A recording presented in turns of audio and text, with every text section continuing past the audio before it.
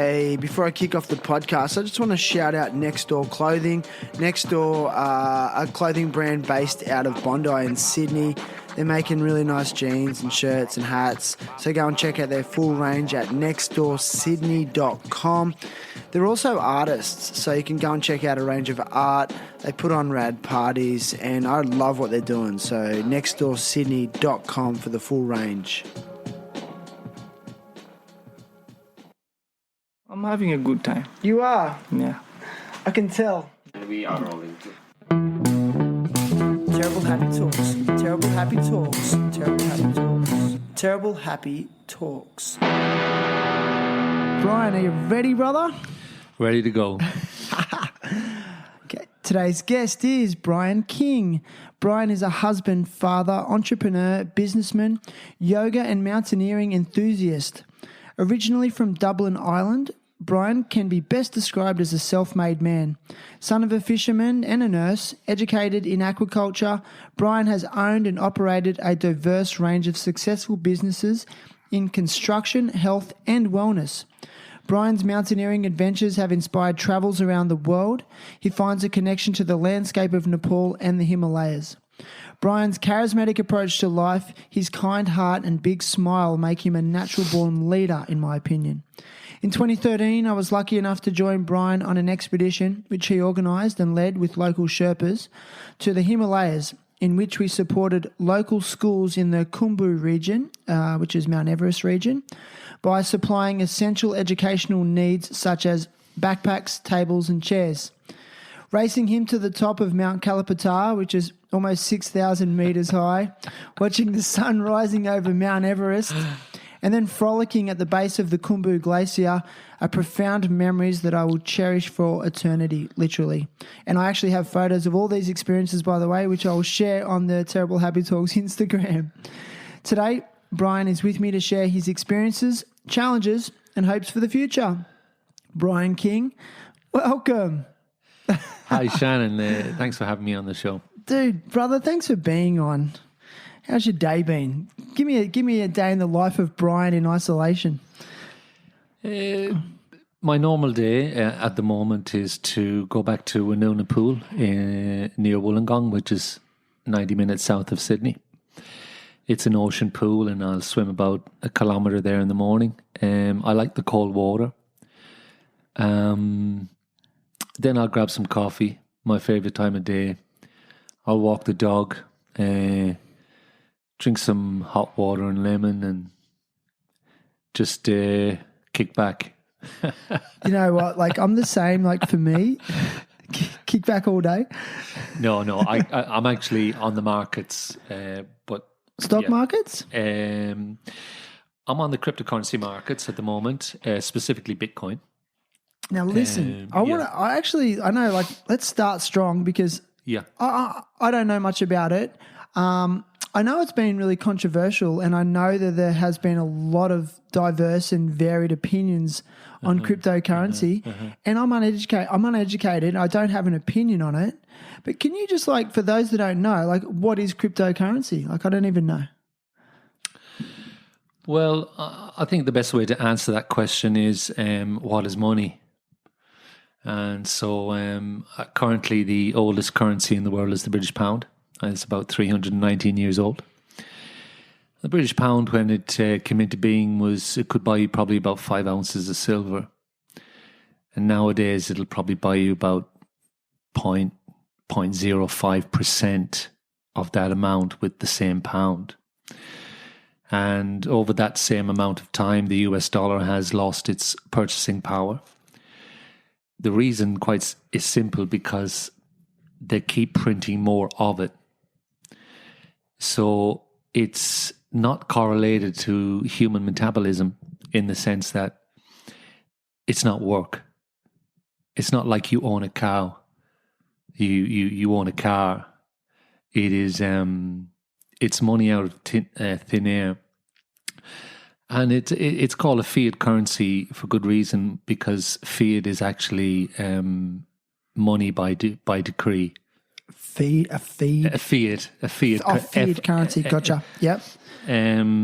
So at the moment you have this ridiculous situation in America where the stock market crashed, but it should have crashed a lot harder. But because they just printed paper and more paper and more paper and have artificially propped up the markets, there is a fundamental disconnect between what is value, what is real value. It's a kind of Alice in Wonderland situation where nothing is real. But to get back to your question, Bitcoin. So why is cryptocurrency more real? Would you say it's more real in that line of thinking, or is that hard? Is that too hard to ascertain? Well, just to come at that again, I mean, if you go back in history, you had the Roman Empire, which, because it wanted to expand like America today and conquer the world, it originally, I think their currency was the denarius, something like that, a solid gold coin. And over the years, as they sought to expand their empire, they interfered with the integrity of the coin, and they mixed it up with cheaper metals. Much like the US dollar today, it just devalued the currency. Once they devalued the currency, essentially what you have to understand is that they needed more currency for more soldiers, for more armies, for more land, for more conquest. And then it inversely affected them because the value of their currency, the integrity of their currency decreased, and thus the Roman Empire started to decline. And you see that in, of course, in America today, the exact same thing. So, as I said before, British pound, oldest currency in the world, it's only 319 years old. Gold has been around for maybe 5,000. So gold is a finite resource, whereas fiat currency is infinity. So it has less value. So, if someone told your wife we're going to make another 2 trillion Shannons, she's not going to have much value on you, if you take my point. Got it. So, 2008, in answer to in response to another ongoing financial crisis, some dudes got together. There's a little bit of debate about exactly who. Some dudes got together and created a digital public ledger. So there can only ever be 21 million Bitcoin ever made. So it's finite. I didn't know that. Yeah. So it's finite. Yeah. So at the moment, it's there has been about 18 million, and every 4 years it gets less, so it becomes more valuable. So it's everything that the financial system is not. It's a finite resource, and it's on the internet, and never been hacked. And of course, because it's a threat to the system, it's obviously the media hound dogs have been put out to hunt it down. But you can't kill it because it's a decentralized system that is owned and traded 24/7 all over the world, and it allows for the transfer of money or wealth at lightning speed over the internet, peer to peer. There's no bank in the middle. Visa's not in the middle. That's why everyone has been really crapping on Bitcoin. The big boys been crapping. But just today, John, I think it was Paul Tudor Jones, the most successful investor in American history, has come out and said he's buying Bitcoin to hedge against financial collapse. So that was the tick of approval from the Ivy League in America. No way. Yeah. So, and then you have people, macro analysts, ex-Goldman Sachs, macro analyst Raoul Pal from Real Vision. A lot of big guys coming in who have a lot of financial economic pedigree. and who have studied it and who have suddenly realized that it's a digital form of gold. It's everything that gold is, but it's online. And so if you had a Bitcoin wallet and you were in Bali and you rang me up and said, dude, send me over, I need some, I could send it to you in about maybe 20 seconds for less than a couple of cents, and it's going to be on your phone. And then you just, and the system we're going into, which is, you'd be able to go around with that phone then and just scan whatever you had to buy, blah, blah, blah. That was my next question. Like on a practical level, how is it used on a day-to-day basis by someone who owns it? How do they actually spend that to live? You can't do it. A silly question? No, that's a brilliant question. The practical application of Bitcoin today in terms of, say, buying a cup of coffee, it's not quite there yet. It can be done. You can do it at Brisbane Airport, a lot of different airports. But mainstream, it hasn't broken out mainstream yet, but it's coming. And actually, one of the reasons it's going to drive it is the COVID, because cash is basically handing over my germs to you.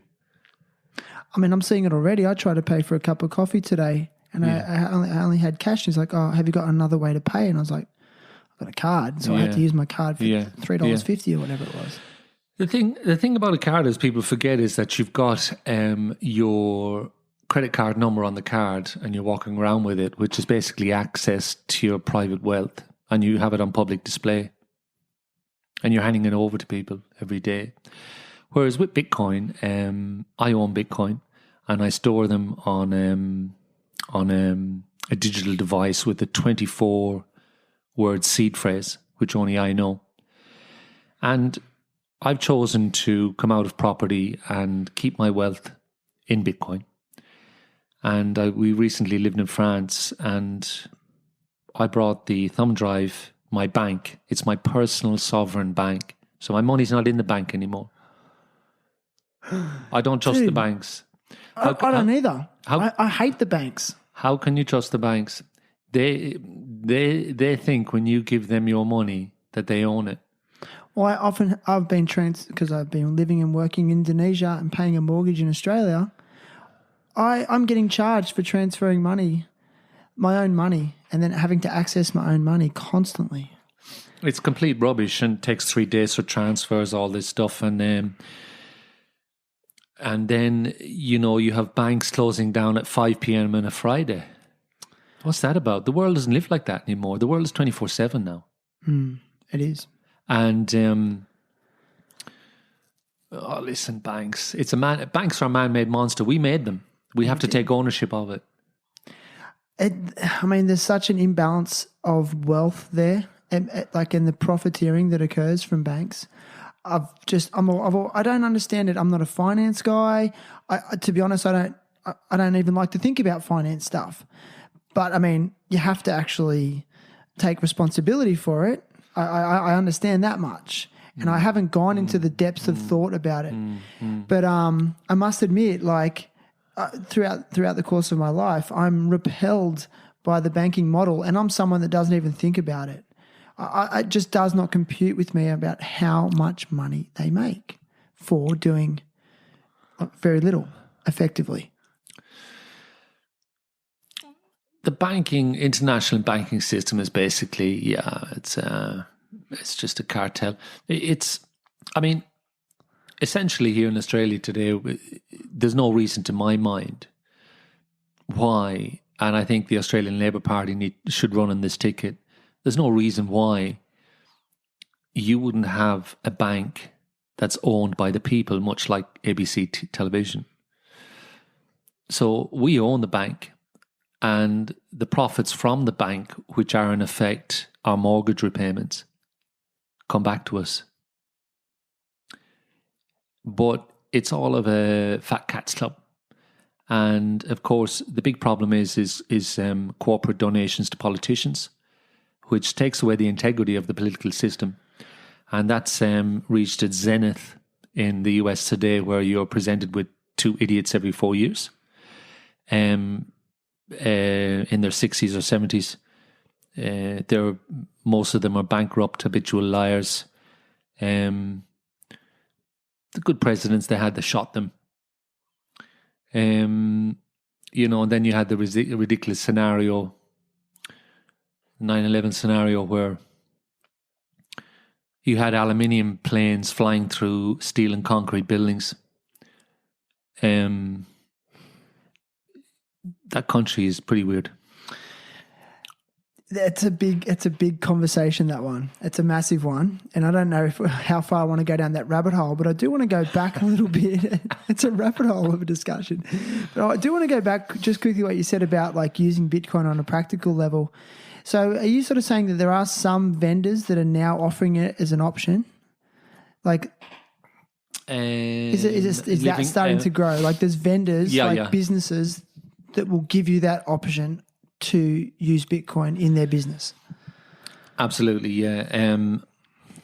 You can have your wages paid by Bitcoin now. You can invest your self-managed super fund into Bitcoin. Can you? Yeah. Oh, yeah, absolutely, yeah. Bitcoin has been the best performing asset of the last 10 years in the world today. So why the resistance? I don't think there is any. Is it lack of education? The people I talk to, every man, woman and dog is buying Bitcoin. And what we have to think about here is this. It's very important. The Grayscale Trusts in America, one of or Fidelity, the big funds in America, they have their funds broken up. They'll have the older baby boomer investors. They'll have the millennial investors. The baby boomers, they're all getting wrecked on the stock market because they've given their money over to financial spivs who've invested it in financial derivatives, who in turn have just wrecked it. So you have this ridiculous situation now in America where the big guys are bailed out, but the ordinary citizens and their super are being decapitated because the money they've invested has been misused. What was the point again we were going? I guess the point I was trying to get to is like, I mean, the way you explained it to me was the most logical way that it's ever been explained to me. Mm-hmm. Granted, I haven't done a lot of research into it, don't know a lot about it, but for the first time, I actually felt like I understood it when you made the point about, cash money can be infinite because they can just keep printing it over and over. And I mean, as a layman like myself, I often think, when the world's in economic crisis, why don't they just print more money? But then I do understand that devalues that product. But then when you actually explain it that Bitcoin is finite, which then that means it's a resource that over time, because there's a limited amount of it, becomes progressively more valuable. Am I correct? More valuable, more stable, and no middle. No middle person taking their cut. So effectively, it's like it's more of a communal approach to commerce. Correct, and there's another system in the crypto called Ethereum, and basically what's coming is you're going to have decentralized banking system 24/7, where everyone has their money on the internet, and people borrow and give to each other on the internet, a decentralized banking system all over the world. Like a bartering system? In a way? Yeah, just a mutual common ground, decentralized economic financial system. With no interest rates? Yes, you get a staking return for having an amount of Ethereum or Bitcoin or whatever it is in the decentralized bank. You get a great return. And that is why the financial world is coming to crypto, because basically, you're getting paid for staking your coins. Dude, I mean, firstly, I didn't really expect this conversation to go this way. Like, I was actually like, I'm coming here like, I want to talk about mountain climbing and yoga and I want to talk. I didn't, but I must admit, I'm really curious. And if you don't mind, I've got a few more questions that have popped up in my head. Yeah. But like, Do you feel like Bitcoin could be the foundation of a revolution? Or is it? How am I To overthrow the current system? How am I going to answer that question? Let me tell you this. The US dollar, our money, was originally a chit or a slip for you giving in your gold to the bank, and they give you an IOU. So you gave your gold to the bank to mind, and they would give you an IOU.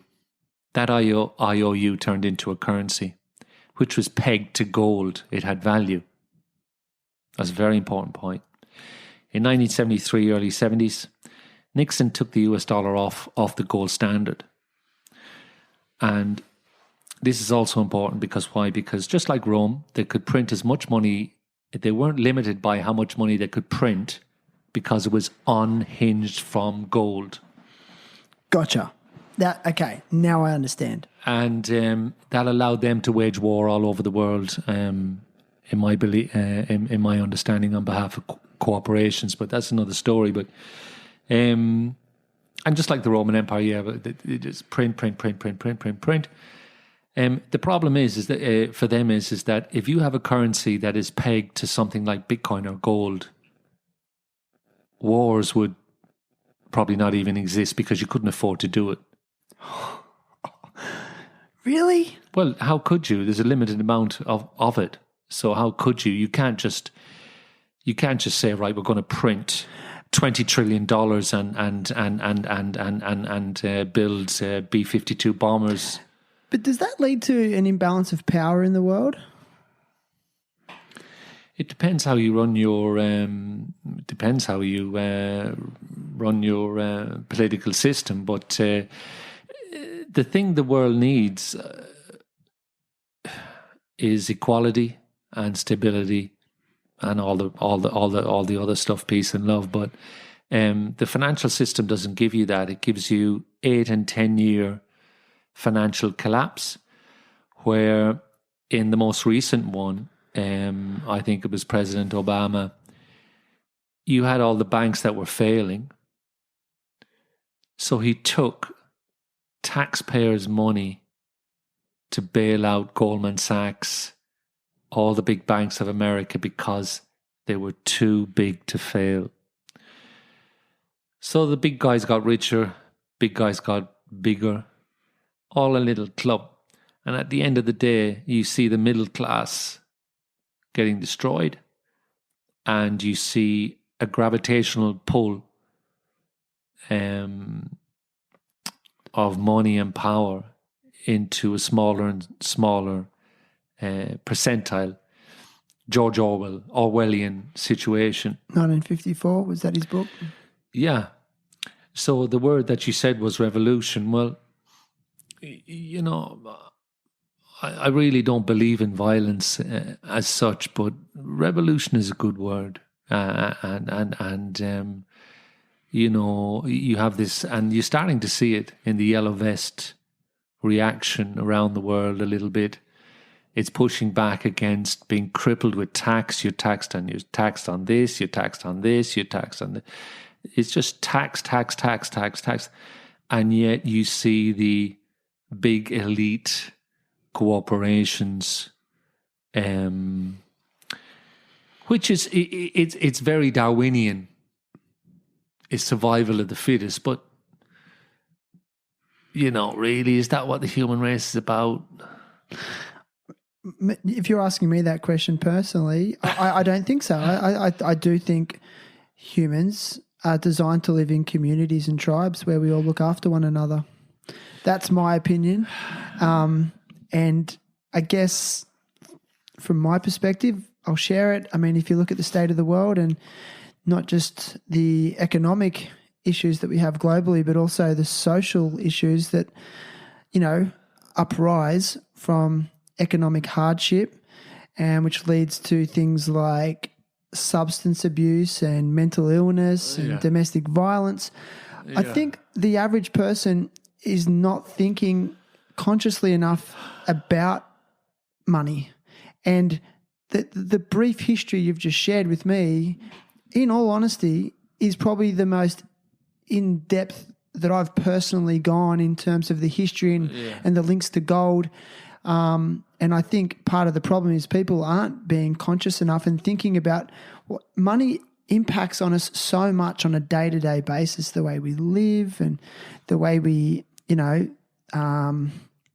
are driven by consumerism. Yeah. So it's a huge conversation and debate, but I think it comes back down to this just being conscious about, this foundation that has been sort of this system that's been placed on us. It's not working. It's really obvious. It's in my opinion. Yeah, no, that's a great point. The problem is that the economy is always front and center as the most important thing in the world. Why? Like who's dictating that? Governments? Is it a population control thing? At the very, very fundamental root of all of this is ego. How much money we have, what car we drive. To me, it's getting a very valid question to ask this. Do you want a plasma TV and live somewhere in suburbia in Australia, commute to work every day, pay a mortgage? Or do you want to take off your shoes, walk out the country and have a veggie patch? Like, to your point before. So where's the quality of life? I mean, as you know, in Bhutan they have the country's index to happiness. I'm not aware of that. Can you explain it? Yeah, there's no jail in Bhutan. I think there's one jail in, I think pronouncing the country right, in Bhutan. BHG. Yeah, I've pronounced it Bhutan. I actually teach a student from Bhutan. Okay. And amazing country. One jail in Bhutan, it's empty. So yeah, it's indexed to happiness, that country. They've actually made a scale. People go and correct me, but that's the loose perception I have of that country. My point basically saying is that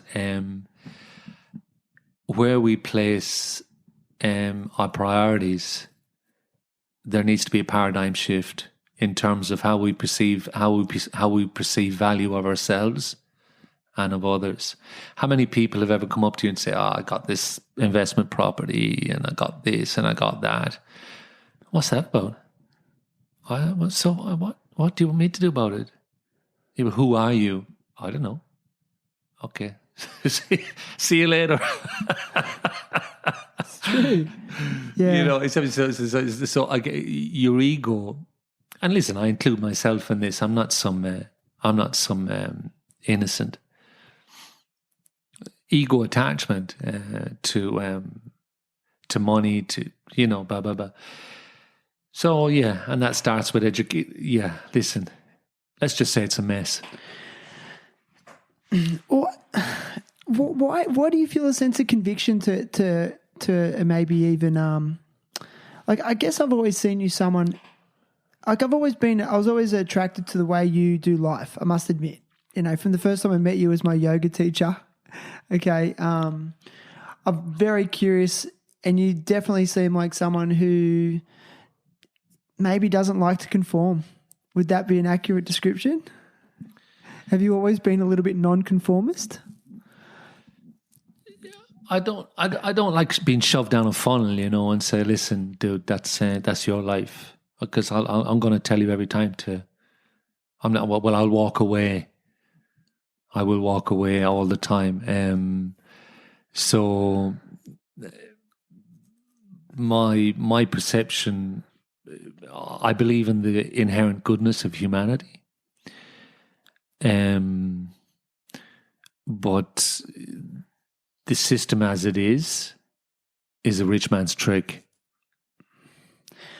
It is, bro. You just have to look at the stats. And I think that one of the biggest indicators is the pandemic of mental illness that has swept the world, in my opinion, I think. And, to my mind, you're in education, I know, and you've worked in education, so you'll understand it better than me. To my mind, say, a young man that goes to school, he needs to be taught how to, he needs to be taught self-defense against bad people in the world so that the good people can defend the weak. So that's number one, say, for a bloke growing up. Number two, how to treat a lady. Number three, all the good stuff, you know, but not just to be sat on a desk and to be wrote, you know, and to be examined on memory. Life is so much more than that. They should be doing yoga classes in the morning, maths, English, sure, all of this stuff, but really need to my mind, if we can get to the nub, if we can examine a paradigm shift in the educational system, and that's also a way to stop hate in the world, is to bring cultures together. I mean, if you bring Catholics, Protestants, Arabs, Israelis, and you get those kids and mix them into schools, you start to diffuse the time bomb that is the world today. What breeds empathy when you have diversity? Empathy, if you were to read a great book called The Road Less Traveled by a great American psychologist, now past, Scott Peck, empathy comes from love, compassion. And as the Jesuits used to say, show me the boy at 7, I'll show you the man. So if that child gets a lot of love in the first 7 years of their life, if they're wanted and they're caressed, and if they're disciplined with love, the 1,000 cuts of tiny loving correction,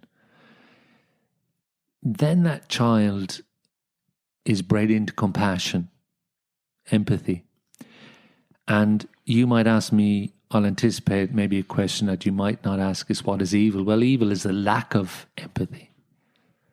And the lack of empathy comes from not having love as a child.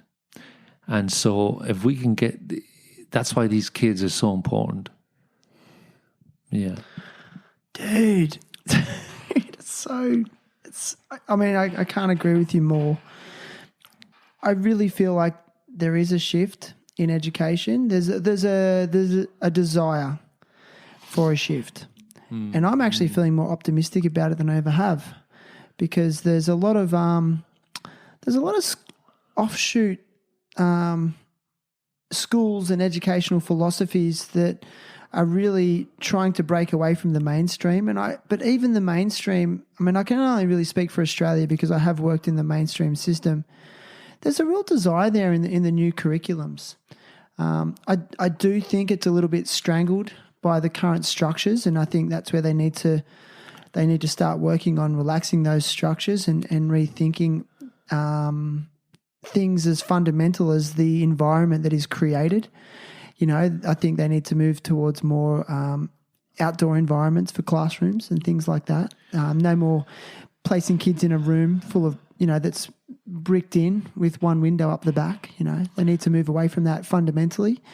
And but I do feel like when I look at the current curriculums, they are moving towards, you know, project-based sort of approaches and differentiation approaches where, you know, tasks are, you know, molded and modified for the individual. I think that's a real good step in the right direction. Well, you said a word there a few minutes ago, community.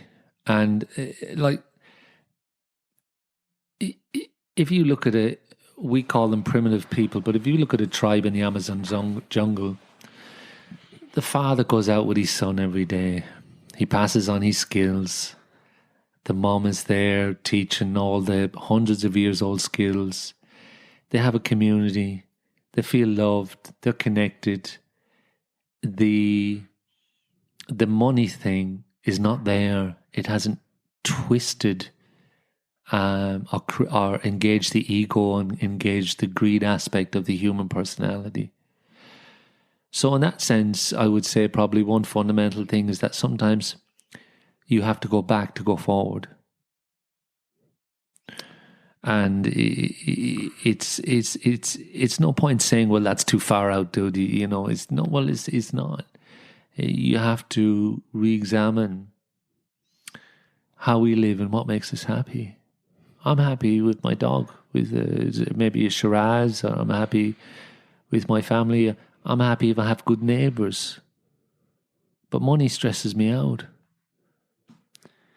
Do you think this current situation with this, imposed isolation, these, social isolation laws, do you think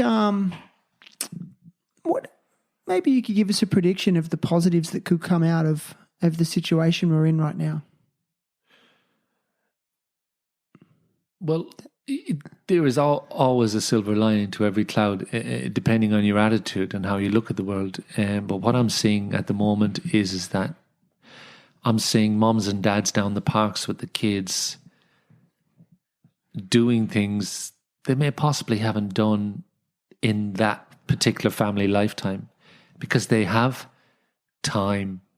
They have time, and they've been unwillingly disengaged or cast out from this mouse wheel, the little mouse wheel, and they're spending time with family. I am. I'm assuming you are. I'm with my family every day. I am to the point of insanity, bro. I mean that in a nice way, but yes, it's been challenging at times with two little children, and I know you're in a similar situation, but I must admit I'm getting to know my children, especially my daughter who's a little bit older, I'm getting to know her in a different sort of way. I'm starting to really see the intricacies of her personality. And I must admit, I was losing that when I go to work at 7:30 a.m. and I'm not getting home till 4 or 5 every day. I was losing those details. I've been quite blessed the last couple of years working in a school where my daughter goes to the same school, and I can just go and see her every day if I like. That's been amazing. That's awesome. But now, I was in quarantine for 2 weeks, and then, now the last 4 weeks on top of that, just basically homeschooling and spending every minute of every day with her. Yeah, it's really special, bro. And that's a really basic, fundamental thing. Animals, they live to eat, to drink, to procreate, to recreate, and be with. It's simple stuff. And my father used to say it like, keep it simple. And simplicity is intelligence. You might look at somebody drawing charts of the stock markets and stuff. They'll have lines along. You want the guy who'll draw 2 lines. And you want the guy who'll be able to answer you, what's life about? And he'll just say, to love and be loved. That's it. And to relinquish desire. And I think that's the way you move on to the next level. You when you can extinguish desire. Be more present? Present, absolutely necessary, but I believe we come back to this earth, we reincarnate back to this earth because we desire to, we have unfulfilled desires. And it's only when you stop desiring the sex, the money, the power. In other words, when you disconnect from ego, that you're free. Are you more then in a position to receive abundance?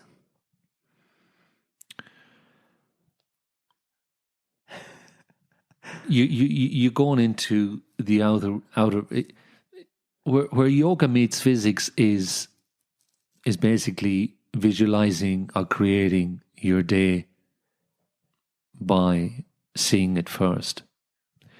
And I often say that string theory meets yoga. I mean, the physics guys go to India, the yogis don't go to New York. So you can create your life through your dreams. And if you don't have a dream, the universe doesn't know what door to open for you.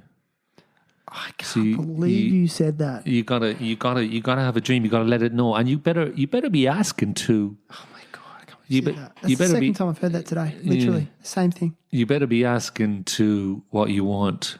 You better be putting it out there because, and listen. We talk about money. Let's not stuff around. I love money. I would like to have lots of money, but I would do. It's not for me. I was going to say, yeah. I would build. I would do good stuff with that. I wouldn't have it in the Swiss bank account. You'd spend it. I've made deals with the people in my meditation of what I will do if they can help me. I'll do. That's worked for me in the past. Is meditation a big part of your daily routine? No, it used to be. It used to be huge. Okay. And when I was climbing mountains, I was by myself basically. It was absolutely huge. I would find a place to meditate like an alcoholic would look for a drink. What I'm about to say now, I mean in a very, very pure, loving sense, is when I met my wife 10 years ago, we got married within 10 days, and I felt myself coming back to the physical world when I got married. And if I can just leave it at that,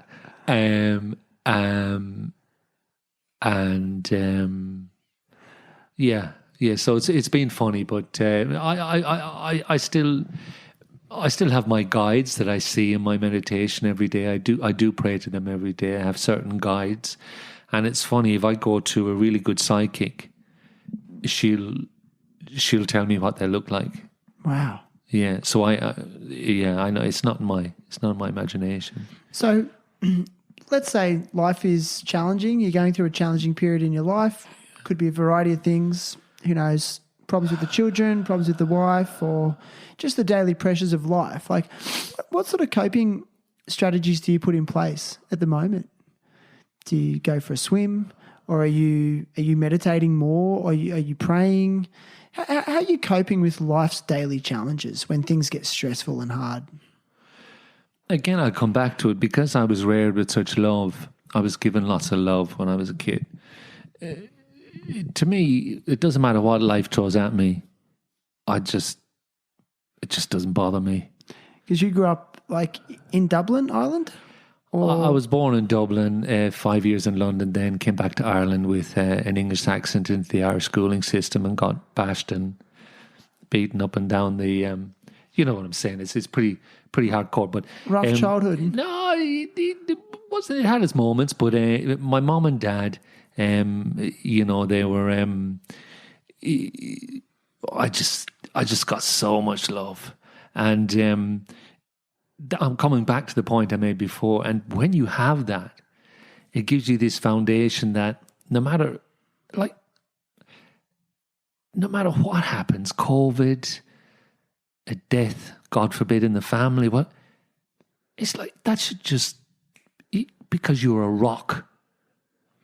I see it, bro. You're a rock, and it's like, don't let anybody steal your peace away. When you have that love, you got to get back to the kids.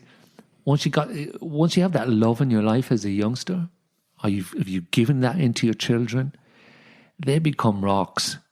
And nothing like this. I see people stressing out over this, and that's, what are you doing? Like, what's that about? COVID? Like, I know many people, God rest their souls, have died. God rest their souls. But come on. So is it safe to say, like... Is it really that hard? Yeah, I mean, and I am definitely sympathetic and empathetic to, the situation and how much the current COVID situation has impacted on people's lives individually. Yeah, and sure. My parents are elderly and they're in the most vulnerable range, and our good family friend, she's elderly and has cancer, so she's very vulnerable. So I'm very sensitive to it. But I feel that I don't want to be controlled by fear of what could happen. And I think the thing that's coming out of it for me is how controlled we are individually and as a society by notions of fear. Yeah. And that's really resonating for me. I mean, I see it every day. I go to the coffee shop. I see fear when I see these taped crosses on the ground that you have to line up behind. I do get it, and I know it's responsible, but it's just an observation, I guess. Listen, I was reared by a nurse. I have no problem with that kind of stuff, I got to say. But what I want to say to you is, I'm trying to articulate it as best I can, is that no matter what life throws at you, it's just not a problem. Like, it's this. I never had a problem in my life, ever, because I can tell. There's always a solution. Like, I don't get problems. I don't understand problems. You get a problem. When I used to run my business in Sydney, I'd have 10 guys around the table, and they'd all tell me the problem. I'd say, "Okay, any solutions?" Hardly no one. So no problems, just solutions. We just want a solution. Thank you very much, and we'll readjust the way we do business moving forward based on our mistakes. We're not in the blame game. We're just looking for a solution, and we're moving forward. COVID, 7 billion people on the planet with factory farming. Always going to happen. You know, what do you expect? You've got and they tell us we have the swine flu, which they're really worried about. So why? Because of SARS. We have factory farming of intelligent animals, pigs. They have the intelligence of a dog. We have factory farming of chickens. Factory farming. We're mistreating the animal kingdom, and that's bad karma. Which we're part of. Fair enough, you want to go out with a bow and arrow and take down an animal, or you need to hunt. It's fair enough. But when you got huge factory farms, 7 billion people can't have a steak. Those cows, you need to knock down trees. They're fed corn, which they can only eat for about 6 months before they get sick.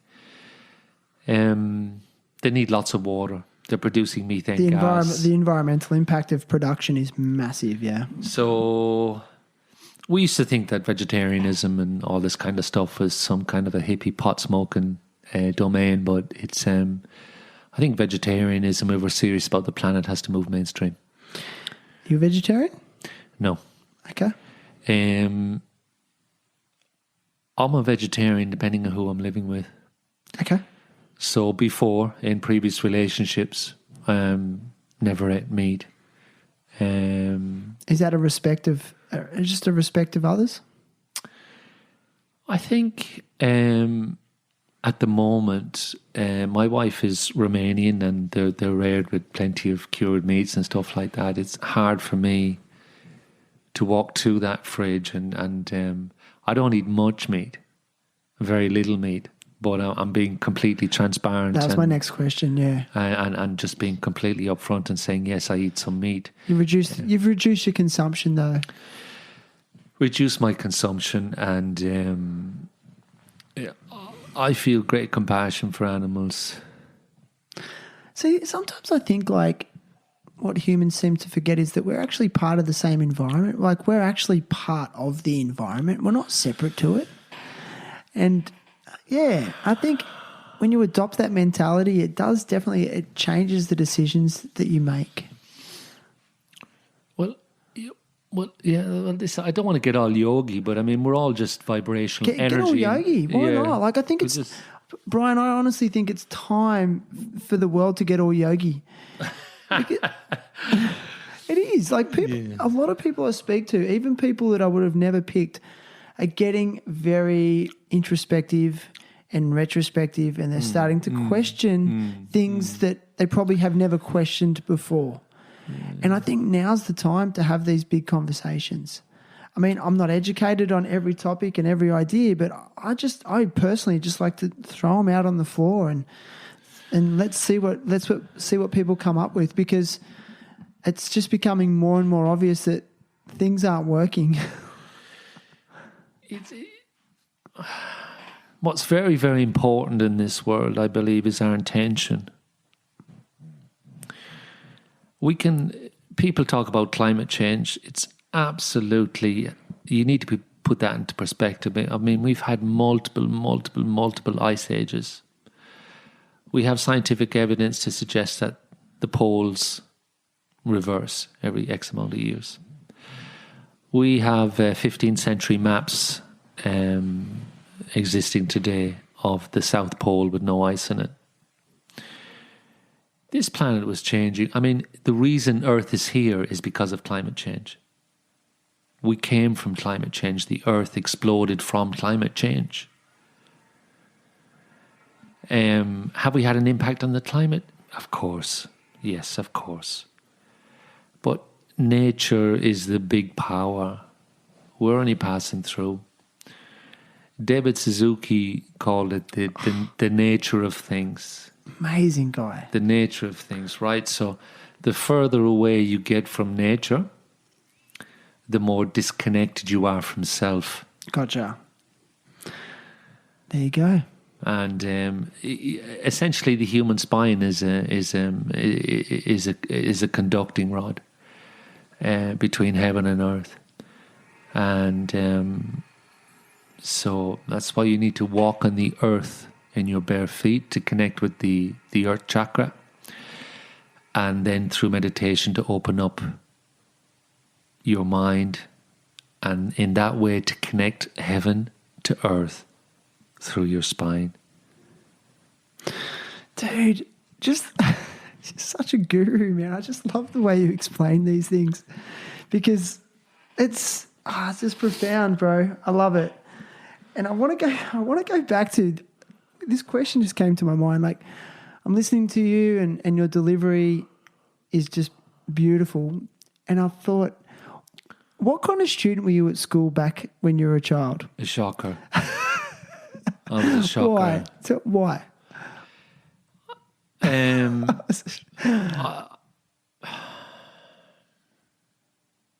Disengaged? I think I was a real dickhead when I was younger. Attention seeker? I caused the teachers a lot of trouble. I mean, if I had been a teacher teaching me, I wouldn't have been happy. But it wasn't until my 40s that I stopped being selfish. Interesting that you said the 40s. And it wasn't until my 40s that I got out of any kind of narcissistic traits in my character, and it took me a long time to sort it out and to understand that there was implications for my actions, and that the universe is built on opposites, and so everything needs to be in balance. We got to understand sun, moon, hatha, man, woman, night. Everything is opposite. Atomic structure is opposite. A seesaw needs two people on it. So we need balance. And I understood at some point that when I had some big troubles in my life and some major accidents and stuff, I had to think about it, and I understood that if I continued to be an ass, I was basically... and that in its way was selfish, because I was worried about my future, because I do believe in the afterlife. I don't want to go up top and think and say, hey, dude, you... Do you identify with a certain religion? Religions are a man-made construct. Fundamental beliefs, which in the wrong hands, as history has proved, have been quite lethal, and they still continue today. Whether it be the Crusades, the big problem is that people think that what they think is better than what you think, and if that makes any sense, and so it does. Ego goes back to ego, like you said earlier. Religion is fine. And I completely respect it, but it should be private and it should be within the confines of your own home, and it shouldn't be used as a justification for difference. Religion should... I think we need to move away from religion and just get back down to saying hello to one another in the morning, not cutting the person off on the road, just doing basic stuff. I mean, religion can be hugely divisive and can be used as a tool by the elites. Agreed. So, okay, maybe not the best student. Okay. I got a feeling that you potentially could have been academic, but was it more behavioural issues that used to be the issue? I'm not academic. I've always felt a certain knowing that I couldn't explain. You might ask me about this or that, and I think I would know. So, in that sense, with all complete modesty, I believe possibly some people are old souls, some people are young. I don't know, but I don't know what I'm trying to say there. You feel like an old soul. I feel that way. I understand the world, and it's probably why I choose at the moment not to be part of it. Yeah. So that's a big statement. Like, you feel like at the moment you choose not to be part of it. I'm living like a hermit since I closed the yoga studio. Like, I gave my heart and soul to business, to yoga, to so much. I pushed out, I gave out, and at some point, I think about a couple of years ago, I had to come in. Were you burning out?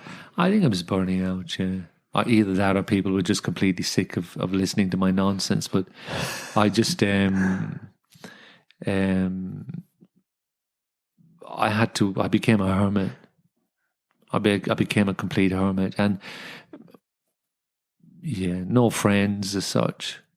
Okay. Absolutely none. And I never wanted friends in my life. I just wanted family. Yeah. Family was enough for me and always has been. And when I say family, I mean my single mom sisters. I mean my in-laws. They're all part of my family. Yeah, I get it. And that's enough for me to handle. So I try to keep things really basic and strong and fundamental, as opposed to really a big, huge, wide matrix of nothingness. I get it. Dude, it's really, really interesting. And you've just put so many thought-provoking ideas out there, Brian. I just was watching you, like, just for it's almost been an hour. And the stuff that is coming out of you, it's so obvious that, you know, you're living and breathing a lot of these philosophies. But I'm still very curious about, like, your time, like, as a teen and then a young man. What was that transition like for you from, you know, being a teenager, leaving school, and then into adulthood? You know, there's that space when you don't really know what you're doing with your life and you're a bit confused and you feel like you're lacking direction. Or did you go through those kind of feelings of confusion, isolation, lack of purpose? I did, yeah, very much. Yeah, Was it post school? The first year or two after school? My young life was taken up by Irish football. So you used to play Gaelic football? Yeah. Really? I didn't know that about you. Yeah. I played a lot of football. At a high level? I played representative football, yeah. Did you really? Mm-hmm. So for those that don't know what Irish football is, can you give us a really brief description? I know a lot of Australians understand it because effectively I think AFL was derived from it. It's something like that, but with a round ball. Like a football, like a soccer ball. Yeah. And you can score a goal like in soccer. Score a goal and you get a point if you kick it over the bar, and a goal if you kick it under the bar. There's you got 15 players each side, maybe 120-meter pitch, and just a load of mad Irish guys hitting each other over the head and going for drinks afterwards. And that was a big part of your story, hey, through your younger years, playing like at an elite level. Listen, I was a very sensitive. I wasn't a scrapper. So even though I could play football well, I was always the guy that got a clip, you know. Really? And, yeah. So I probably would say that I would have got bullied a lot at school if I was perfectly blunt about it when I was young. Yeah, and why? It affected me quite a lot. Why do you think you drew that kind of energy onto you as a kid? What? I felt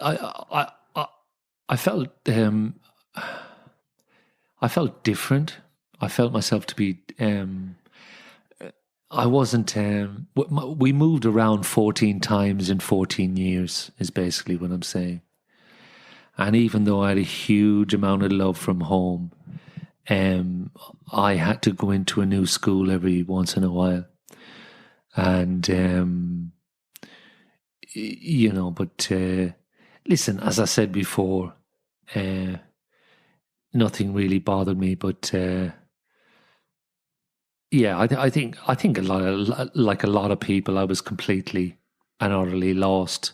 I think teenagers, that is this just strangest time in life. Teenagers, it's a real strange time. Oh, they're so delicate. Yeah. They really are, and I think they present. You know, they can still speak like they speak like adults. They can also articulate ideas and all that, but fundamentally they're still so delicate emotionally. Yeah. And I feel like over time as a high school teacher, I'm starting to understand that more and more because, you know, there's this exterior that we judge so quickly with teenagers. Yeah. But you don't have to scratch very far to see that there's a very scared little child under. The boys are starting to get a deep voice, and their bodies and the girls, and everyone's starting to. Their bodies are developing. It's very easy to judge that exterior the wrong way. Yeah. And there needs to be so much compassion and empathy for that age group. I mean, as you said, like the younger age group as well, because from 0 to 7, you know, those neurological pathways and emotional pathways and behavioural pathways are being set, you know. You know, as Shakespeare said, the 7 stages of life, you know, we all have to go through them, you know. I mean, for me, it was pimples and wet the bed, or asthma, or getting bashed. Like, you just go through all of that stuff. Yeah. And you just get on with it. Yeah. And if you have a good attitude to life in terms of, well, I keep coming back to it. If you have that fundamental love, well, then you can just move on. Yeah. You can move on. And a positive attitude. I mean, every day is a great day. Like, there's no bad days. There's really not. You know, my father was drowned at sea at 49. My mother died of cancer. But every day is still a great day. Because your father was a fisherman, correct? Yeah. So, like, you know, life is so great because the next breath you have has such hope in it. I can't believe you said that, because one of my previous guests, Christian Stern, he said that sometimes, like, we sort of measure our lives on the amount of years that we live, but he said maybe we should be looking at it as the amount of breaths we're given in a life, like, and we're actually given a set amount of breaths when we're first born, and that's our journey. And it's like, how are you going to use each breath? It's like, wow, doesn't that change the game when you think about it? That you know, your breaths are finite. They're dwindling slowly. And that makes every single breath precious, doesn't it? It does, in terms of, I mean, the slower you breathe, the longer you're going to live. Yeah. So if you want to live a long life, you can do. The slower you breathe, the longer you go. Yeah, well, look at the tortoise. That's so epic. I love it. The tortoise, 300. You know, I think 300. the turtle. The tortoise. Sorry, The 300 years, that's amazing. because they're breathing slow. Yeah, They've slowed their central nervous system right down. right. And the yogis can live forever if they want to. It's like they can master the art of breath. I mean, any bad situation, you can completely calm down in one breath. Completely. So true. You can nearly put yourself to sleep in a breath. Dude, it's so true. Like when you're breathing fast and you're in a panic all the time, you're actually like shortening your life. There's the other side. That's the other flip side. Well, you're opening the door to 2 words: dis-ease. We call it disease, and we also call it stress. So when I used to fish farm in Ireland, we used to move the little smolts from the little pens out to sea. The biggest killer to the salmon was stress. Stress of moving. It's like us moving a house, right? So stress kills you. Cancer loves stress. It loves sugar. It loves stress. What do we have in our society today? We have we have stress, and we have lots of sugar. Cancer loves it. And we have everyone. This is why I've disengaged a little bit from the world, because on some levels I find it completely illogical. We have all of these people going around collecting money for cures to cancer. Please, before you get the wrong idea, my stepfather and my mother both died of cancer, and I have a lot of cancer in my family, so I have complete empathy with cancer victims. We should be approaching cancer the other way. It's to take away its raison d'être, its reason to be. We should take away its foundation to exist by changing the way we live. You said community. We spoke about love, education. We spoke about getting away from the money system and just going back to you have to keep coming back to it. A simple life. A simple life can be a great life. Look at Gandhi. Look at Nelson Mandela. Simple. Gandhi wove his own clothes. He wrote a few letters, had a chat with Paramahansa Yogananda. He changed the world. Simply. Not by printing trillions of dollars every day and propping up banks. Dude, I agree. I mean, the Balinese culture, I don't know if you've had much experience with them. It's a Hindu culture. Yeah. And, they fundamentally, they've adapted to, I guess, vast amounts of tourism, and it's a very desirable place to be for a tourist, and they've adapted to it, but they have not wavered in their belief systems, and they move slow, and they commune, they do a lot of ceremonies, and they live simply. And so when the COVID stuff began, and all the money dried up from the tourist dollar, there wasn't pandemonium, there wasn't panic. In fact, I actually sensed relief amongst the community because things slowed down again. They all went back out to their villages. Right. They moved away. They went back to their villages, went back to sharing rice, growing rice, harvesting, and back to those traditional practices because they obviously had no other choice. But it was just, it's getting more dire there. There's no doubt about it. However, I didn't see the same amount of panic that I felt as soon as I got off the plane here in Sydney. I felt it straight away. And when I see the mass buying of consumables that occurred, I mean that wasn't going on there. And it was this.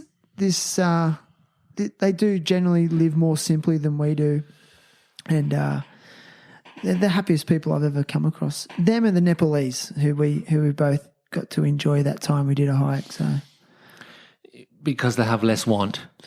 There's less desire. Yeah, they don't have mortgages. I mean, they're not allowed to get mortgages over there. The banks don't give out loans for mortgages. They don't have mortgages. They're not actually saving money to buy a boat or a car. They're just literally living from day to day or week to week. And people in the West call that a retreat. Yeah, it's true. It's true. They're having a break from it. Yeah, right. We pay to do it. We pay to do it. Right. So that's how far down the track we've gone. It's really interesting. Like it all comes like you were saying, it really does just keep coming back to that same notion of simplicity. You know, I watched a program once about a young American chap. His parents were really high achievers. He went to MIT in America. I think he was trained. They wanted him to be a doctor. You may have seen it on TV. Total breakdown, too much expectation, blah, blah. So he went off into I forget where it was. He went to see a shaman in South America, wherever it was, and drank the ayahuasca. Yeah. But for the first couple of months, they just kept him in a hut, and he got, I think, fish and rice, a few vegetables. He was just left isolated till he calmed down. Then he'd wander out onto the streets and kick ball around with the kids, bare feet. Then they took him out into the jungle and they buried him in the mud, just with his head out. Took him out, brought him back to the hut, and the shaman sat right in front of him face to face and sang him a song. And the guy had to sing him a song back too. What I'm trying to get is that we need to disconnect to connect. Damn straight, bro. And we need to go back to go forward. And the accumulation of desires and wants and needs, and hey, as I'll say it again, I'm as guilty as most. Anyone that knows me will tell you I've been a pretty brutal businessman in certain aspects. I can be brutal at times. Or have been. Business made me that way, but it never took away the empathy or the compassion for the human condition. So I think basically, and it comes down to responsibility for your life. We can't just look at the world and go, oh, what did Trump say now? Or what did Deng Xiaoping say now? It's like, who cares? That's not my world. I'm just going to go out to the back of my garden. I'm going to bring the dog for a walk. I've taken responsibility for my life and how I live it. And I don't pay too much attention to the media. We don't need to know what's going on everywhere in the world 24/7. There's too much news. We just go into the neighbours here every day. They're both in their 80s. They've been married over 50 years. And we bring the dog in. I go in with the kids. We sit down. You ask me what I do in the morning. That's one of the things that we do. We connect. We sit down with our neighbours. We make sure we celebrate their birthdays. We have a vegetable patch down at a community garden here in Dapto, which I've been down to today. And, years ago, if you said that to me, I would thought, that's simplistic nonsense. Why aren't you out making money, mate? Why aren't you out having a go? I've done that too. But my father taught me, keep it simple. Yeah, man, I love it. And I just, I don't know, how you feeling, Brian? Are you feeling tired? Are you feeling like, I could sit here and listen to you talk story all night, to be honest. Are you getting tired? You feeling all right? No, I'm feeling great. I like to, I don't get the opportunity since I gave up the yoga to talk to the public that much anymore. See, So I miss that platform actually. I find it interesting that you've made that move. Like that you just said, like you've given up the yoga. I mean, from where I'm sitting, I feel like the yoga just is in you and is just emanating out of you. Is that the right word? But yeah, to hear you say that you've given up the yoga, I'm just really curious by that because I go through phases where I do more or less, but can honestly say that it is a staple in my life, especially when things get tough. I go to it, and I go to the meditation very quickly when I'm not coping. So to hear you say that, I'm just very curious by that. Is it because you've got a negative association with it for some reason, or? I found myself personally, anything I would say about my perception of yoga or how it's treated in the Western world today, that really wasn't. I think there's a lot of hypocrisy in yoga. So you'll have a yoga teacher. They become a yoga teacher after 200 hours, whatever it is. And next thing, they're a god. Okay. They're gonna. So many I've met that will tell you about life. I used to have to stop my I used to have quite old elderly people come into my studio, postmenopausal women, all kinds of people who had huge life experience, 4 or 5 kids, divorce. They had huge life experience. And I don't mean this in any way personally directed to anybody, but the situation I was presented with was some young yoga teacher telling them about life. That's not on. And so everyone became a guru all of a sudden. And everyone knew everything about everything all of a sudden. Everyone was enlightened, but they weren't.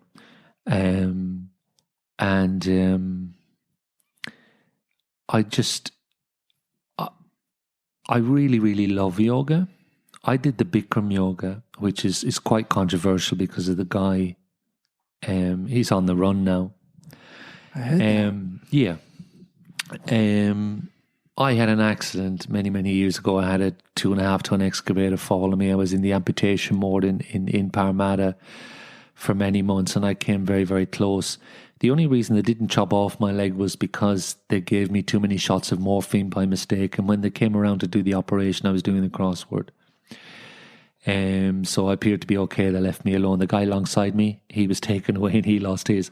But I like how you just casually drop that in. Oh yeah, by the way, I should have had my leg chopped off. Yeah, so that's why I gave off. That's why I gave up my construction business in Sydney. Had a major accident.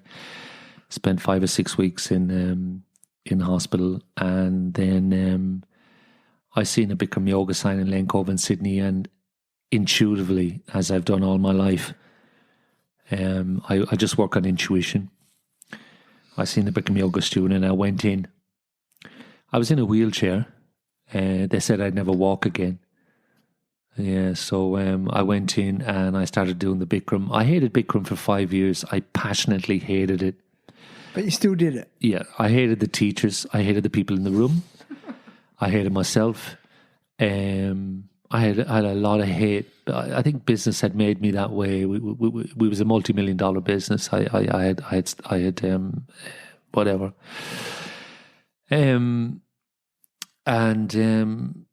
Yeah. So, but that I got walking again, and I got a couple of flippers, and I started swimming laps, moving my feet, and I got walking, and then that was my life change. You talk about silver linings to clouds. That was my life change. So.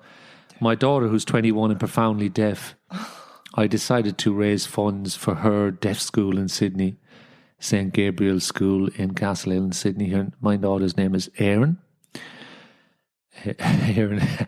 Erin, like most teenagers, give me a lot of trouble, but Yeah, profoundly deaf. She does the Auslan, but so I set off to climb the highest mountain on each continent around the world. One was in, so we did Mount McKinley in Alaska. We did Aconcagua, and I was on my way to Everest. And I met Claudia, my wife, at Bikram yoga teacher training in America. Had a big run in with Bikram. I told him, I told him he was a big mouth. But you picked him out. You picked him out early. Well, I don't believe in judgment. It was wrong of me to say anything. But Bikram's a funny guy, you know. He likes. He's a man's. He said to me, "What do you think of me?" in front of about 400 or 500 people, and I said, "Well, to be honest, I said, you know, you got a little bit of a big mouth and a little bit of an opinion of yourself." But I tell you what, he took it like a man. He didn't take it like petulantly. He took it like a man. And half of the college or the training school wouldn't talk to me after my blood for the following day. And he said, you know, that guy that spoke to me yesterday in that way, he said he wasn't being a smart arse. He said he was just giving an opinion. He said it's not a problem. Well, you answered honestly. But the Bikram was sensational. But I always had. I never thought that Bikram. Bikram in many ways is probably the best form of yoga in the world in terms of it's very confrontational, and you're either going to come through and go to a better place or you're going to run away. Most people run away. Bikram is actually Biznu Ghosh. Biznu Ghosh. Biznu Ghosh was the older brother of Paramahansa Yogananda, one of the greatest spiritual engines of our times. He wrote Autobiography of a Yogi, and his organization is called the Self-Realization Fellowship. It still exists today. It has headquarters in Encino, I think, in California, and they're in Sydney. And hopefully someday we'll build them a place here. But Biznu Ghosh was a young brother. He was in weightlifting, and Bikram was his student. And Bikram picked up on the stuff, and it's really a very, very ancient lineage and goes back a long, long way. Biznu Ghosh yoga, but it was put into a hot room with 26 postures out of a normal 86, and they call it Bikram's Beginner's Yoga. If it's taught in the right way, in a compassionate way, it's okay. If it's taught in the wrong way, it's like anything else. It's terrible. Mm. But I had a little bit of an inferiority complex with the Bikram because I always rated Ashtanga as a more pure form of yoga. But listen, we talked about religion. Really, you start going down the path of different yogas and which is best. It's just nonsense. Yeah, I think. I'm someone that really enjoys all forms of yoga, and I've experimented with various forms. And I must admit, like for me, I think the greatest transformation actually happened during my time being quite fanatical about Bikram yoga. Mm. I think you described it the best. Like there was a lot of times I was in that room and I hated it. I hated the struggle. But I think what kept me going back was this notion of it's an open eye meditation, whereas like that repetitive nature of the same 26 postures, the same dialogue repeated, and then your progressions are like these micro progressions, you know, like being able to, you know, not fall out of a balancing pose, and you're able to hold a balancing pose for a second longer than you did the week before.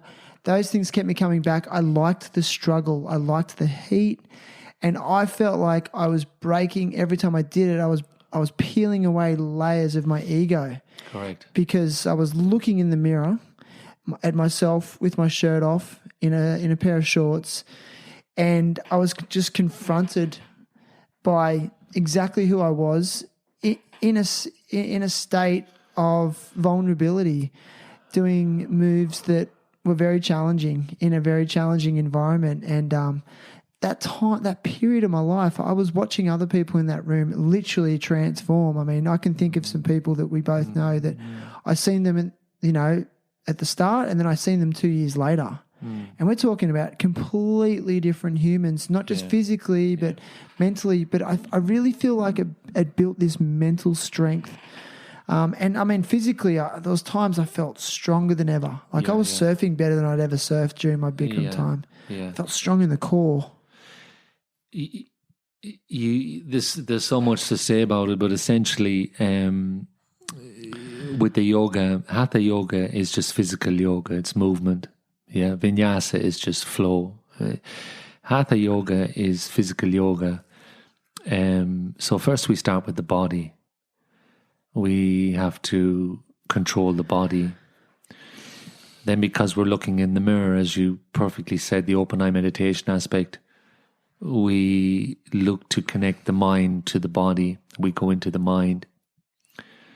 And through the connection of the mind to the body, we can then come to the Atma, the soul, the light in you. And by vibrating at a higher level as a result of stretching your nerves, basically your spine is a superhighway. It's a Shuma. And by keeping your spine in great condition and your mind challenged and in good condition and your nervous system stretched, your body operates, think of a radio, at a higher frequency. And because you're operating at a higher frequency, you're surfing better.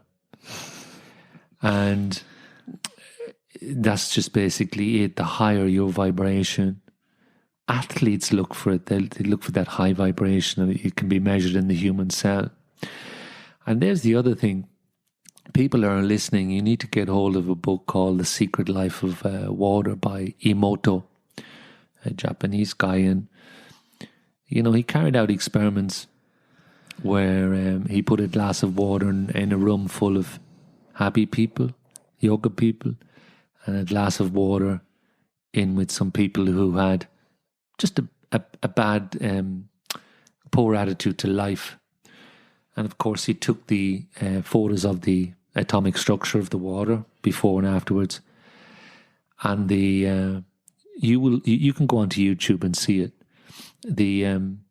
The photos of course, the water from the happy room they were like stars in the sky. And then in the photographs on the other side from the other control condition was they had gone completely black. What I want to say to you is this: your attitude affects the cellular structure of your body. And sorry, I don't want to cut you off. So keep going, because I'm just like excited. Because keep going.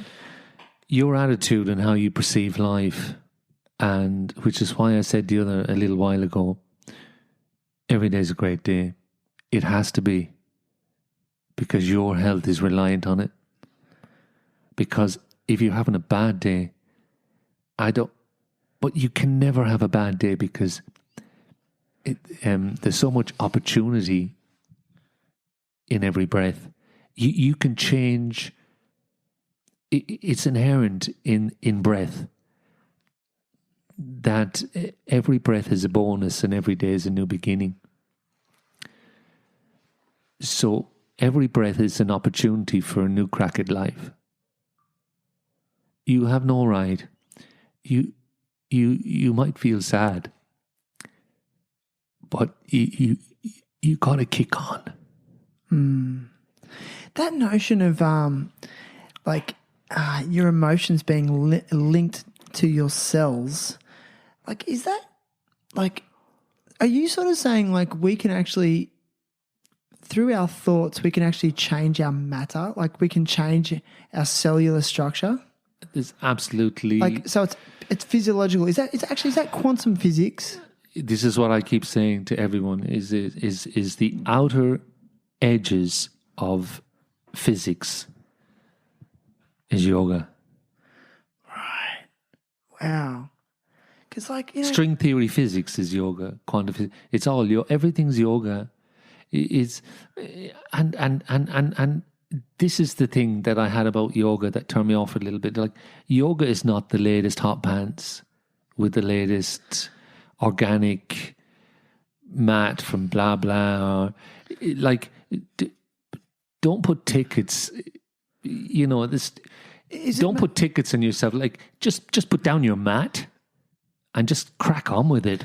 But is it maybe the business model that has emerged from the popularity of it? If it that you don't resonate with? If you want to get to the whole population, you have to remove money from that. So, for instance, imagine Australia today. If, for example, the Prime Minister said, instead of lockdown, between 6:30 in the morning and 7:30 in the morning, there is yoga. The country's doing yoga. No traffic on the roads. We're doing yoga. Then we're going to have some tea, spend some time with our family. It's we might see an increase in productivity. You have to be. It's yoga in many senses. And listen, I was the worst culprit. But what happened to me was with yoga, I had a business in Sydney. It made me a few dollars. That's all I can say about it. And at some point, I decided I had to give back. And so I came down to Wollongong from Sydney. And what had happened was, in my prayers over the years, I had prayed to my guru, Paramahansa Yogananda. I said, if you can just get me out of the construction, I'll do something good for you. And I lived on 5 acres of land in Kellyville at the time that I owned. One day I woke up and the land was rezoned for housing. I got an offer from a developer and I was on my way. Came down to Wollongong and I kept my promise. I opened the yoga studio and listen, we needed to make money to survive, but we didn't chase it. We opened that studio and I think we went through about 110,000 visits in 4 or 5 years. Like, it was mental for the first 3 years. And we did it because of a love for the yoga. We knew what it could do. And listen, when I say yoga, it doesn't matter whether it's Bikram or Ashtanga. I don't care what it is. I don't care who you are, who your guru is. It's just yoga. Okay, let's just call it yoga. Bikram, whatever. It's just a journey inwards through an exploration of self on a mat. That's all it is. And maybe it's just like finding a style that resonates with you personally. You got to follow your you got to follow your heart map. You got to follow it, and you got to walk to the mountain, not away from it. You should always walk towards hardship. You think so? Yeah. Do you think we have to struggle in life, though? No. We can struggle happily. I was going to say, so you're saying we can find peace in the struggle? Struggle is so good. Hardship is so good. You're not going to change sitting on the couch. You change through fundamental challenges in your life. And if you're not challenging yourself on some level, you're not moving. And that's okay, because like me, sometimes you need to stay still. But soon again, we'll pick up the baton and maybe open another yoga studio and have another challenge. But you must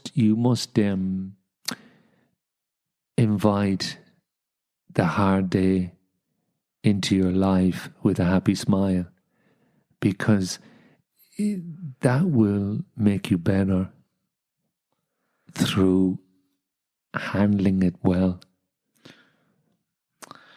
Dude, Brian. It's been epic, bro. It's been it's well over an hour and a half. And it's funny you talk about struggle. I've been talking about that with friends a lot. And I said to you when I first got here tonight, I'm in my early 40s now. I mean, I've known you, I think, for many years now, I think. And I'm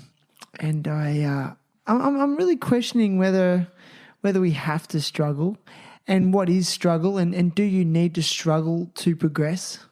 And I just find it very interesting that you brought up those same themes. What? No, but you've told me you love the Bikram. I did because I like the struggle. Yeah. Yeah. Okay. And it's funny. I'm also drawn to this form of breathing called Wim Hof breathing. Okay. Because I actually like the struggle, because part of it is holding your breath. Right. And call me sick or crazy, but I actually really like that struggle of being starved of oxygen. I know my boundaries, and I like to really dance on those boundaries when I'm holding my breath. Yeah. So I am kind of drawn to it, but I don't know if that's a form of narcissism, or if it's a form of I'm questioning whether it's a form of what do you call that? Self-harm. I don't know. But yeah, I don't know. You need challenges to move on, to progress. That's all I'm saying. And also this search for personal truth. What does that mean? Exactly. Well, I don't know. I was going to ask you, do you feel like you're living your truth?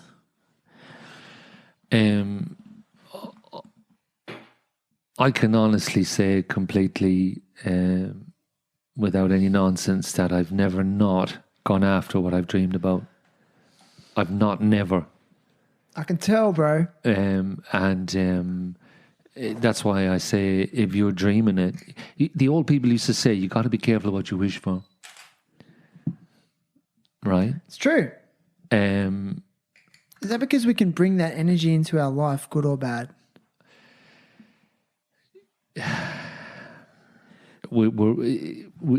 It's just all vibration, and if you forget about the human body and our nose and our face for a while, and just realize that we're just an energy form that is putting out a want or a need or a wish, the universe. We don't ask enough of the universe. We should all have connect and have guides. There might be loved ones, past ones. And if you really, really take time out and meditate and listen, I don't mean sitting there in a cross-legged position, going with blah blahs, dingles or dangles in your. Let's get away from all of that. Just sit on a chair, put on some YouTube, just type in heaven music, and just chill out.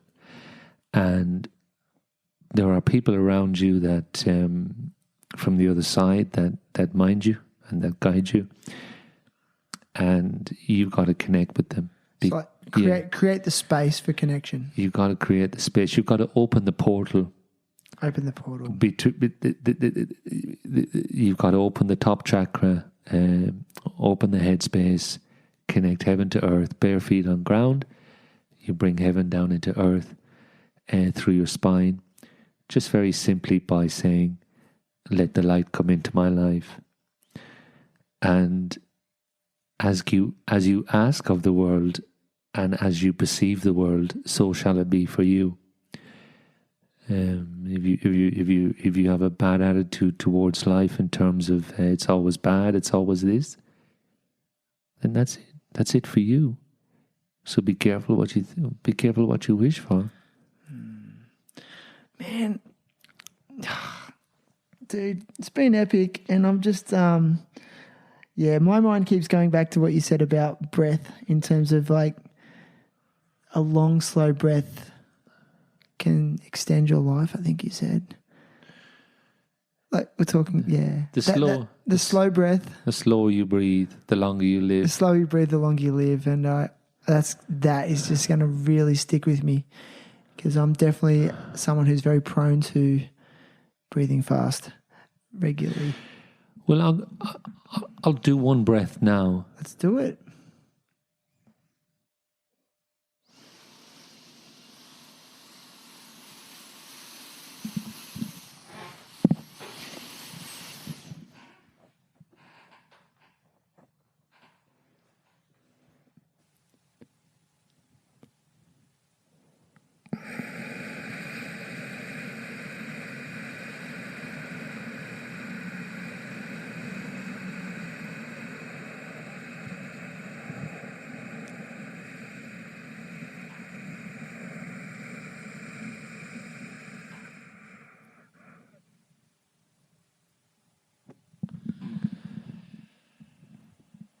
So I feel like I want to go to sleep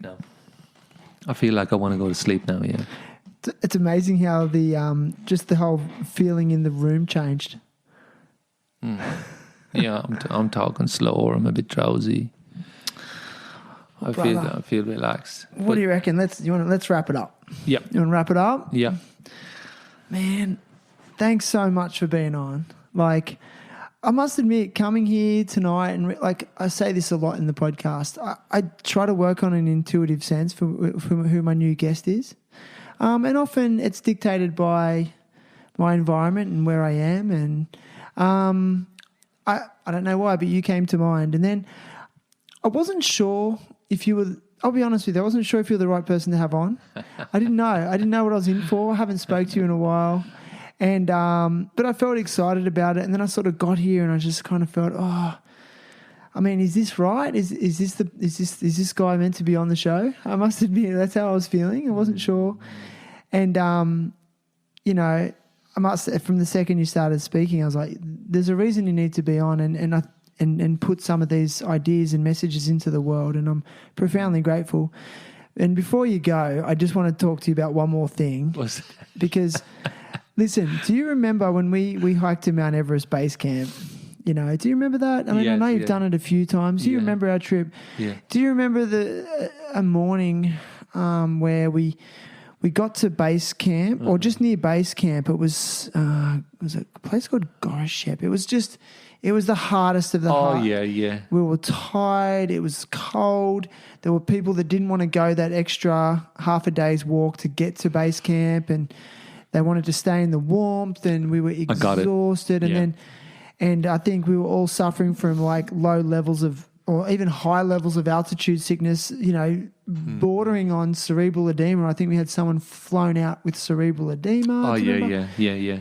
And I think, and I remember, and then we hiked, we got to this one point, some people stayed, and then a group of us, you know, we went to base camp. Yeah. And I'll never forget, we frolicked at the base of the Khumbu Glacier. Do you remember that? You know, it was just, in hindsight, I have dreams about it, these vivid dreams. And you don't remember this, but we started finding stones with certain metals in them, shiny stones. Yeah. And you actually found a stone, and I think it was you or maybe Lakpa Sherpa. Okay. And but I'm pretty sure it was you who gave it to me, this stone. It had these flecks of some shiny mineral or metal in it. Yeah. And I actually got that stone made into a necklace for my mother, and she wears it. And it's Mother's Day tomorrow, bro. And for me, it was a really. I love mums. I love mums, and like I just feel like I'll never forget you for that. And then I remember the next morning we walked back all day to this place, and we stayed in these. It wasn't. I mean, what do you call that? Like they were plyboard rooms in sub-zero temperatures, freezing. You couldn't go to the toilet because the toilets were frozen, so you couldn't take a shit because like it just wouldn't go anywhere. Like it was gnarly. It was dirty. We couldn't get food. Like people talk about base camp, like it's just base camp, but man, it was gnarly. Like it was way harder than I thought. But anyway, the next morning after doing that, pure exhaustion, it was me, you, and I think 2 other guys, and you're like, we're going to the peak of Mount Kalapatar. We're going to get up at 3 a.m. and we're going to hike for 2 hours up this mountain. We're going to be just on 6,000 meters where we almost need oxygen tanks, but we don't. And we're going to watch the sunrise over Mount Everest. And we did, dude. And when we got up there, we didn't need to actually get harnesses and all that. It was still, hiking, but it was so hard. And I remember being so exhausted. And I remember you and I got up the top first and we sat there and the sun was coming over Mount Everest, and it was to this day, and I felt like we're right, like the peak of Everest was right there, dude. Yeah. Like we're looking right at it, and it's just like to this day, man. It was just I have visions of it when I'm in hard times. It was just so profound, and like I'm going to share that story with my children and my grandchildren, and thank you for creating that space and opportunity, man. And I'm really grateful. You don't understand how much, by you organising that trip, how much it probably, I mean, it was a bit of a life changer for me, and I know other people. So, yeah, man, big respect. Well, it's good to see you, Shannon, and it's nice to know you're going to be back around Wollongong again with your lovely wife Jade and your family. We are actually scheduled to go back to Bali, but for now, yeah. You were a good yoga student, and I've loved finding out about you as the years roll by. You gave me a lovely book after that trip, full of photographs of the trip. But at the end of the day, life is love. It's just loving one another as best we can, and cutting each other a lot more slack than what we do. Yeah, that's it. Beautiful.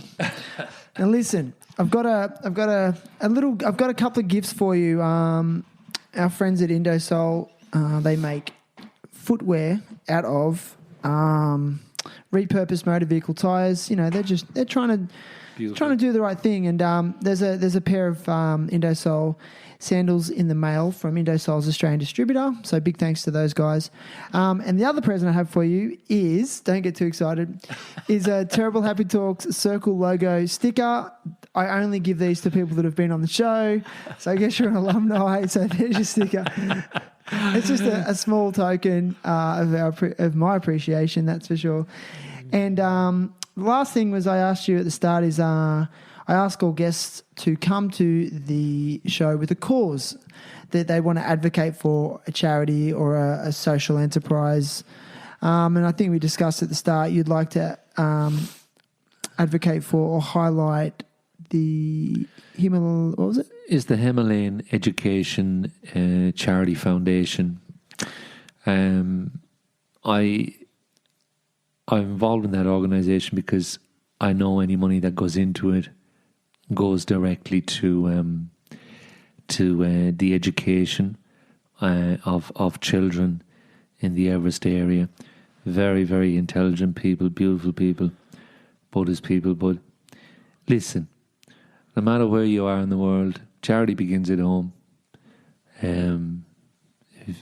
We talk about charities, but HECF is the one I would say to you is the answer. Beautiful. And I'll put a link to that to the Himalayan Education Charity Foundation website in Brian's show notes, which will then follow this episode around on the terriblehappytalks.com website with links to all your favourite platforms for listening, such as Apple Podcasts, iTunes, Spotify, Google Podcasts, Buzzsprout, Stitcher, and a few others. And if you, it'd be great if you could write me a review on iTunes. Feedback of any type is appreciated. I'm here for the long haul and want to progress and improve. So please write me a review. I'd be so stoked. Brian, legend, dude. What are we doing here? Like it's Corona times. Do we shake hands? Do we high five? Do we do knuckles? What are we doing? Knuckle pump. Woo! All right, brother. Thanks for your time. Thanks. Have a good night.